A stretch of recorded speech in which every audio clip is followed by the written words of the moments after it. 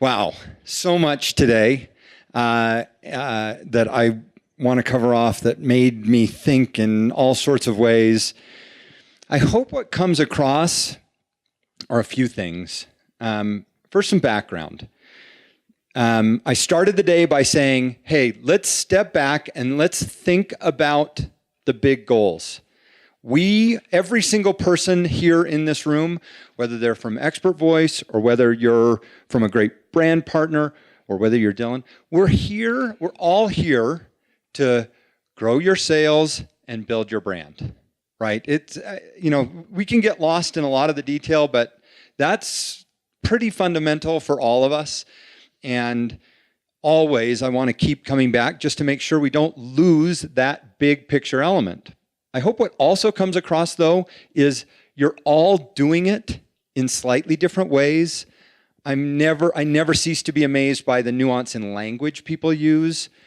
Advocates, influencers, we use ambassador programs differently. We use all these little terms. The terms get pretty consistent, but everyone's using them in a little bit different way, thinking about them a little bit differently. You're all focused on different nuanced KPIs and what's going on, and your specific charter in your department for your budget is a little bit different.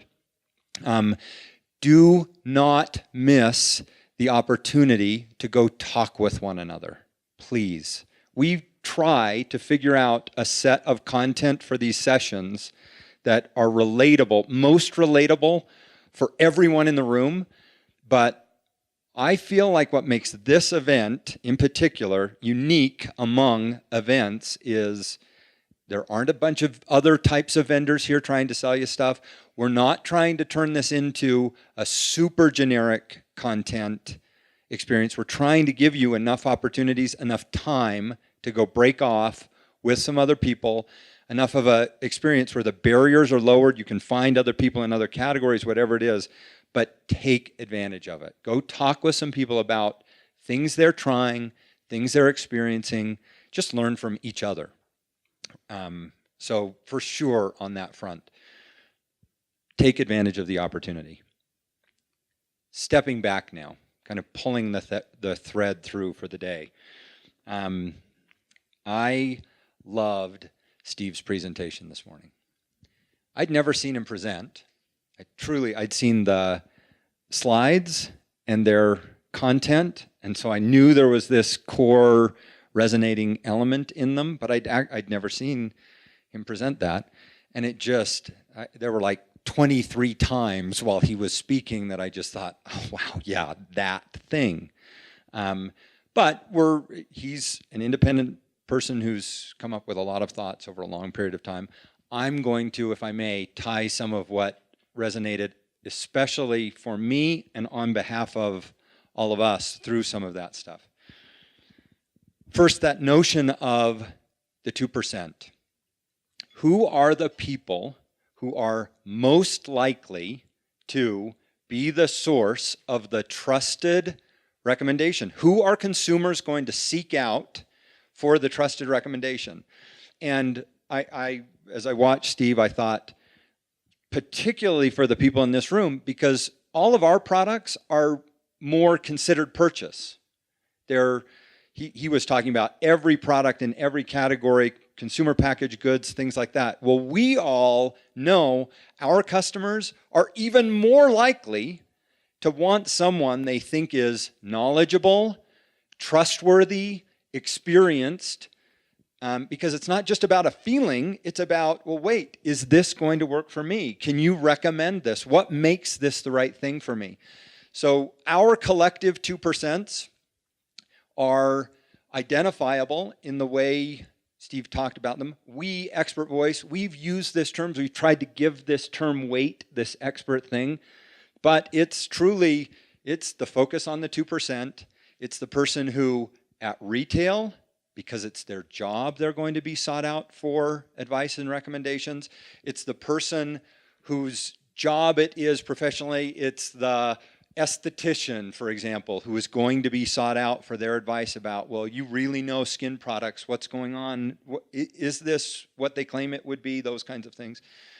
And getting back to the point we've made several times, you all are the experts in the category. You all know when someone learns where you work, you're asked how much more frequently. Oh, well, wait, what's the real deal going on in that? Does this thing make a difference? So it's that 2%. And the stuff we're focused on is how do we give people an opportunity to express their expertise, show they're the person who's likely to be asked for recommendations. And one of the things I think is an incredible blessing for all of us is expertise is enduring.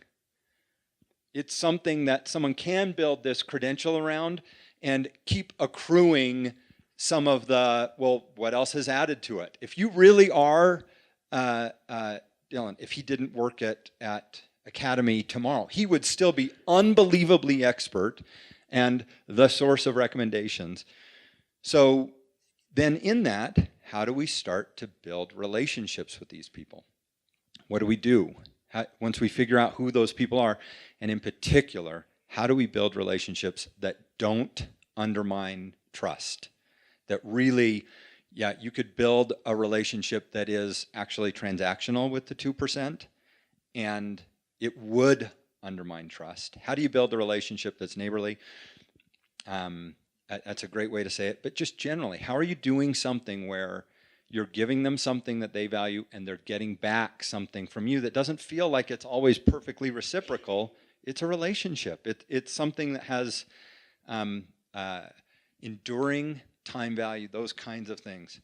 And aside for a minute, something we did not touch on today, but I was just struck as Dylan was speaking about that. Retail.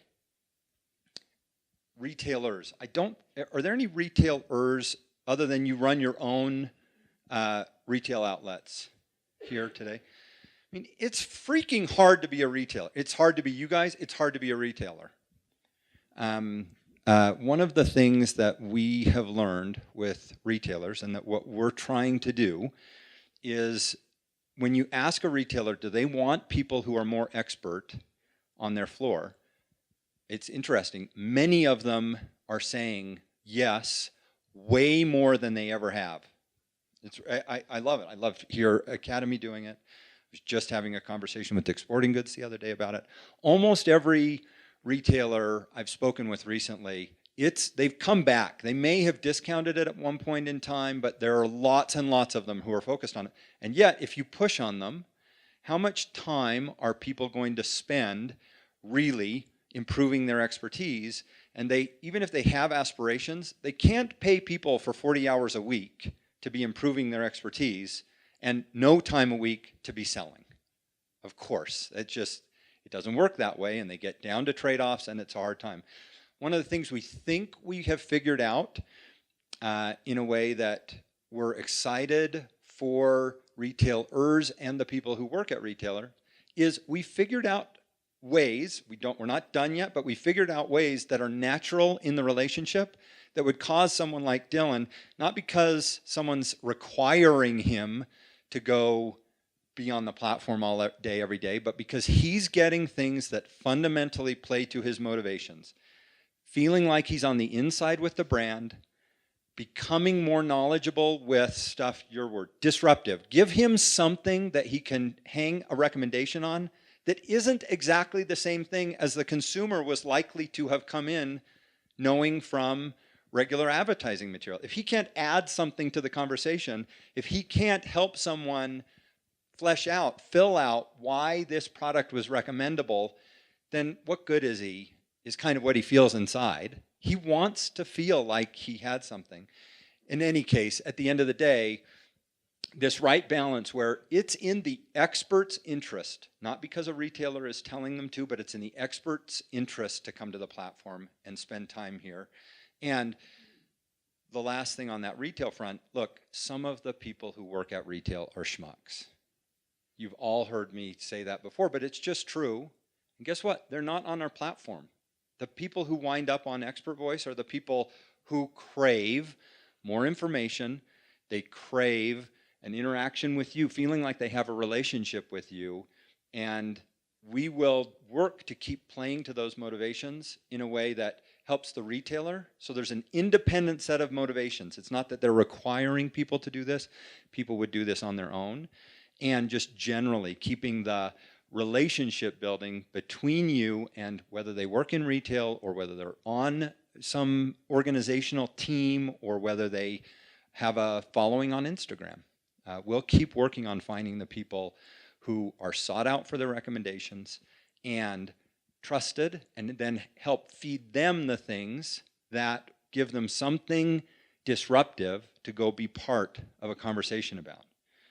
So that moves to the second part. Again, I said this morning, we care about these things.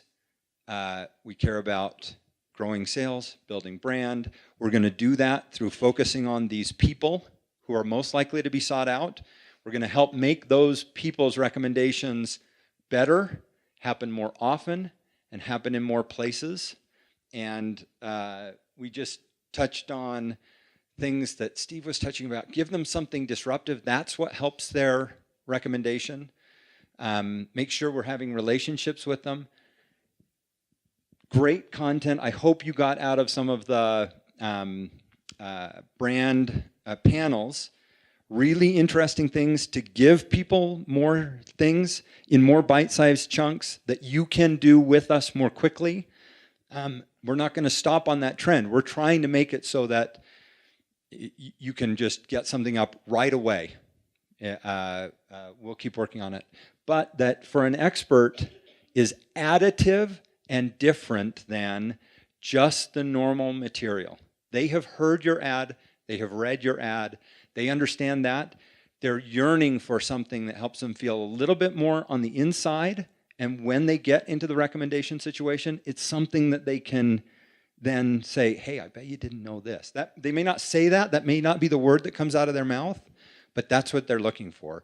Something that, oh, now I understand how you're going to use this. I have something to tell you about why you should use this. Get the recommendations working in more places. Digital recommendations that start to become reusable. Today, they're kind of indicative of verbal recommendations. We can all use them as a proxy for what the recommendations that are going on face-to-face in person are.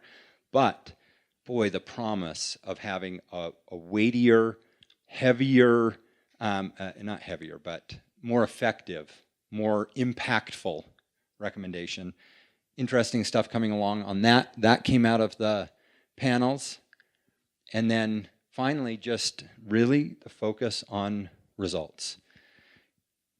Shocking. Like if you all talk with each other about what are your KPIs in your organization, how is it that you're going to whomever it is and saying, hey, this is why we should be investing in creating more and more effective recommendations. You're all doing it differently. Great. I hope you got the sense that the tools, as we're evolving them, will keep adapting to that and enabling you to focus more specifically, whether you're thinking mostly about social media interaction or you're thinking about how many of the people at store 34 in the Central Texas district are engaged, whatever it is, whatever you're thinking about, that you'll be able to get more of that data. But I've encouraged all of us, keep thinking upstream, because I'm telling you that recommendations, the thing a consumer, your customer asks for, is going to be a more and more powerful part of how you actually drive growth.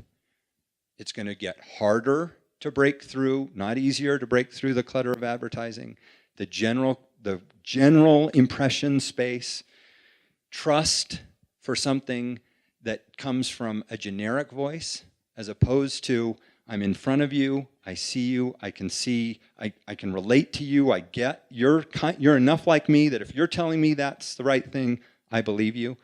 That's going to be the stuff that drives sales. So how can we back all of this up? How can we help you, and how can you help us keep understanding? Well, if an expert is having 1,000 conversations a year, that are recommendation conversations. And if a fraction of those conversations that we should get more and more precise about are resulting in a new customer or a sale that would not otherwise have happened, what does that mean in dollar value? And so it makes sense for me, you, a brand, to spend tens of dollars to nurture a relationship with every one of thousands of people, because every one of those people, on average across that spectrum, is driving many-fold times that, right? If for tens of dollars you're getting someone who drives hundreds or thousands of dollars of incremental sales, that is a super efficient investment and fundamentally a way to grow the business. So I'm just trying to think, the things we touched on this morning, the things then that Steve talked about, that we saw in the product discussions, that we then touched on in these brand panels, trying to pull all of that through. Did I leave anything out?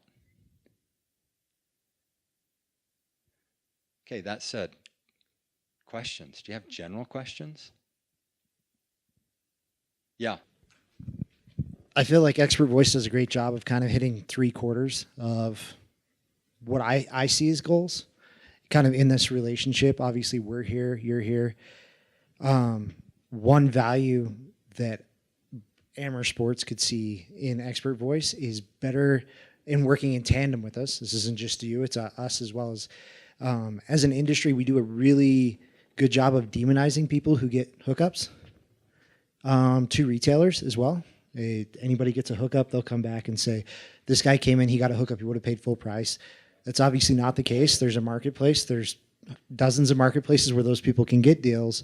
What I could find value in is if ExpertVoice can be working in tandem with us, changing and reframing that conversation. So instead of this is people getting hookups, is now we have brand ambassadors, we have brand advocates, coming up with tools that can help people who are researching, particularly non-retail associates. Like, here's your closest retailers. I mean, we do it on our end as well. We're working on towards those things. You have store locators and all that other type of stuff. But I think that really kind of closes the loop for us on a KPI perspective as well. So that we can show that, yes, this is a revenue play and it's great. But also, ultimately, this is subservient to commercial sales, which is what we're trying to support. Right. Who else struggles with that? Who else has a little bit of an issue with that or a big issue with that? Yeah. Fishing. Yeah. Bike. You specialized folks. You have to have a meaningful power sports. Okay. I mean, it's a big issue. Yeah. It's a big issue. More specific. So absolutely, we want to work on that. I'd love to get your suggestions just for a minute how to get tangible. So we try and get better and better about the guidelines, making it a little bit more about. We joke internally, we talk about Fight Club, like the first rule of being on the inside is you don't tell people you're on the inside. Also, working with brands and retailers, this notion that it's not about 50%, it's about if you treat the 2% correctly, they will improve the results of 98%. And therefore, it's the right thing for the retailer, it's the right thing for the brand, it's the right thing for everyone. It is how we drive more full value sales across the entire channel. We speak that way. We need your support too, and we need your suggestions about how we can do it better. How can we inculcate it better with the experts? How can we do a better job with retailers? And frankly, how can we do a better job across you all? We do need to think about this correctly. Trust is so fundamental to so many things. When any of us does something to undermine it and to kind of just make it one other thing or just make it a side channel or something that doesn't have this credentialed access for it, it damages it. But always working on it. I think that's a really, really big thing because, of course, it's easy for a retailer or for anyone to say, oh, well, this is about discounted sales or something like that. On that firsthand experience side, it is not. It's about a special relationship that improves the recommendations with the right subset of people and we just have to keep helping understand that. But if we can understand ways to do it more tangibly, I'd love to work with you on it.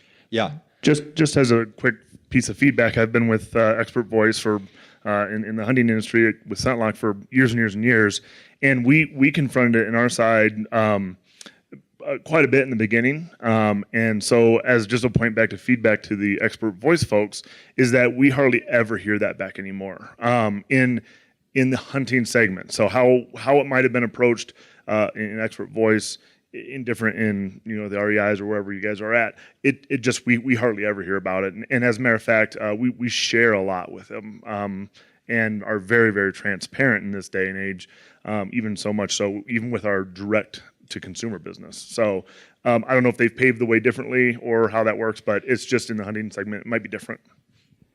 It's a big deal. It's going to keep being a big deal. Maybe the biggest thing that I left out is making more of the profiles more visible to more people.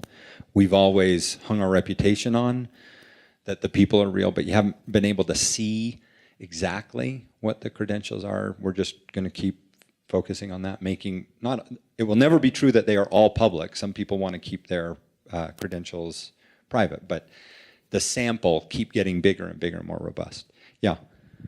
So one theme that is obviously, hopefully clear, to everybody is this two-way engagement, right? This conversation, one-to-one relationship that Ashley you talked about, which is at the core of our company and what we're our aspirations. There's the first step is copy, right? You got someone putting a blurb, open-ended text. Is there a thought around different types of content to be incorporated in? So imagery, videos, where it's user-generated universe that we could tap into. That's the whole idea is we don't, as a user of these platforms, and I don't want to put words in different mouths, but I hate to go onto multiple platforms and have to repeat the same thing, and it just is not efficient use of my time. And so it feels like there's a natural connection point to Instagram that is just real, that can be actioned, but it's beyond that, right? There's the YouTubes of the world. So what's your thoughts on content and how it's going to evolve with the ExpertVoice platform? So we think about that really specifically. A while ago, we made it possible for people to include on their profile a Facebook link and a Twitter link, like to connect their accounts. We've experimented with what kind of content are people going to create here? One of the things I was really amazed by is the way people tag their experience photographs with the brands they're using in them. It kind of blew my mind. I don't know how many of you have looked at your photographs in the platform, the photographs that are tagged with your brands. So right now I feel like we're at a point where we're still trying to figure out what content do these people create that they want to share that's kind of recommendation content. I don't want to turn people into, I don't want this doesn't need to become another Instagram, for example. This is, if you're going to create Instagram-like content here, let's make it shareable to Instagram. If you're going to create YouTube-like content here, let's make it shareable to YouTube. If you're going to create recommendations, stuff that would fit in a review framework, let's make it shareable to review frameworks. So we're thinking about, right now what we're thinking about is what kind of content do these experts want to create, and then we will think more specifically about how easy can we make that for them to share it on the open web, through you to other platforms, through to their own social platforms. So stay tuned for more of that. We think very, very much about it. We keep coming back. Greg, if you want to say something on that, please do. Get a mic. But what we keep thinking about are a couple of things. One is this recommendation at the heart, really recommendation at the heart. We keep being astonished by how willing and real the recommendations are. Like the heart of the people on our platform, they want to be good recommenders. It's a point of pride for them. It's what they want to be good at. Like, they want to be on the inside. They want to be able to say, oh, I know something that you probably don't know. Let me show you how to make this work, or let me tell you this thing that's coming out, or whatever it is. So we're really using that recommendation as the heart and center of what's going on. Seeing what is real and how people share it, how people would share it. But we don't want to make it so that you need to do things in a whole bunch of platforms either. Go ahead, Craig. Yeah, so I think you know that people can upload photos to the platform today, and we will be adding that to recommendations too. So when people create a recommendation, they'll be able to add photos to it. To your point of uploading multiple platforms, something we've talked about, and that if there's a lot of demand for it, we will do it, is if people do want to post in one place, if it's a photo, it's typically Instagram, and to allow people to hashtag photos and then pull them into the ExpertVoice platform is something we would like to put in the roadmap. Regarding I just want to make one other thing is that in our ReadyPulse platform, we do some of this, what you're actually talking about, like getting the content from these social networks. And that functionality will be part of ExpertVoice in some form soonish.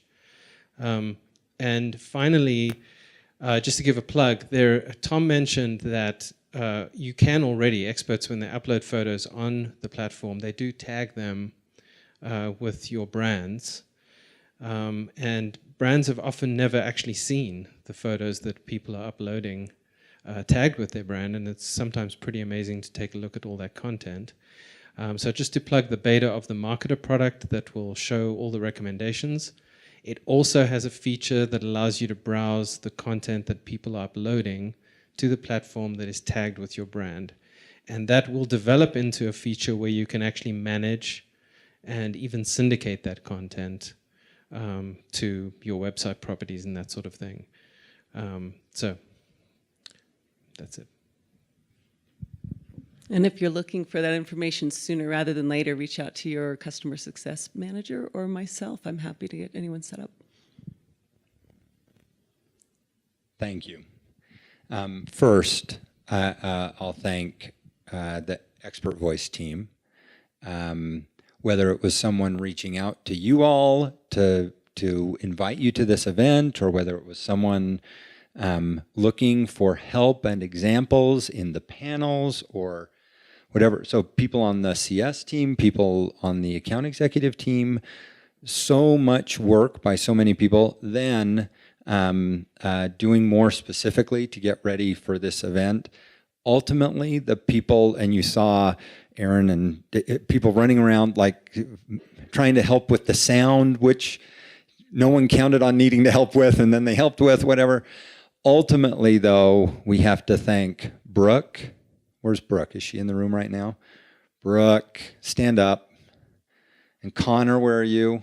Connor, step out of the shadows. Really, it was these two who were most responsible for making this happen, and I just want to say thank you. I bet there are some other people who want to say thank you